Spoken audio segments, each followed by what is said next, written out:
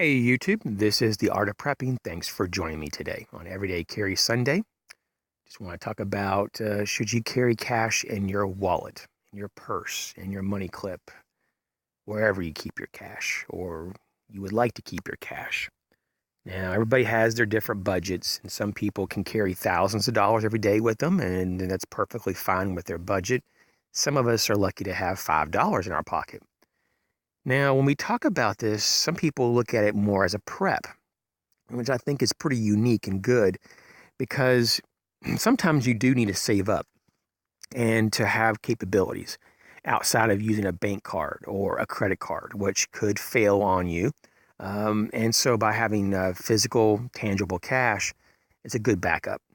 And so I would say maybe to have various denominations, ones, fives, tens, maybe some 20s.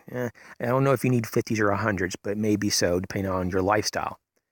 But whatever it is, I'd have a medley of denominations and enough cash to kind of bail you out for a day or two.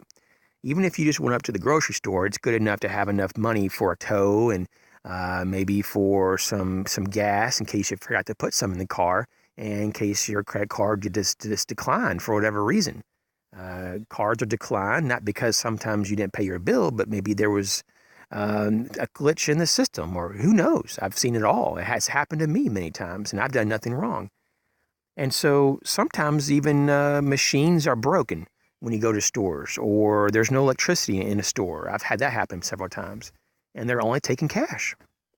And so if you want to buy that item or items, you need cash. So, having some cash, I think for me, it's like $50 to $100. I try to keep in my wallet. I'm not very good at doing that, though. That's what I'm making this video to put pressure on myself. There's a lot of times I look in there, there's like $1 or $2. I'm like, oh my gosh, I need some cash. So, yeah, so let's just kind of like look at this more as a prep, and we'll take it a little bit more serious by having some cash reserve. And so, once again, this is not something that you have to have an amazing amount of. Now, you should have an emergency fund and all these things set up.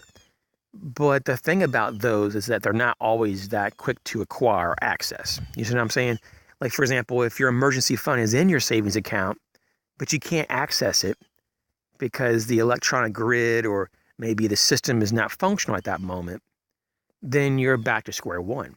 So having yourself as your own bank, it may be a very small bank, but having your own cash flow, at least for the short term, is going to be advantageous for getting through various situations.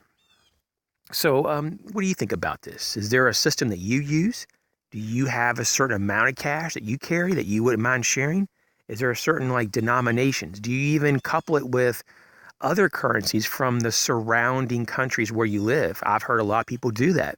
They have their home country currency, and then they'll have maybe the country that maybe is the nearest to them, or maybe the two closest countries from where they live. They'll have that currency in case there was a really big emergency. They had a egress out of their own country, especially those living in smaller countries, that they would have at least some of their other currencies to do some barter and trade, or at least make some purchases.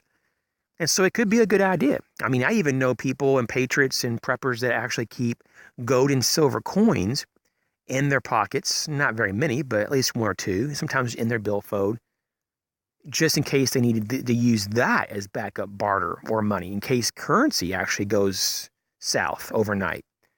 And so, it's not that just currency could be used, and that could be obviously going into the barter items once again. We could talk about having other items but that are of worth and value. So there's a lot of different approaches. Feel free to put that in the comment section of how you view this particular issue about how much cash you should have on your person. Thanks for watching.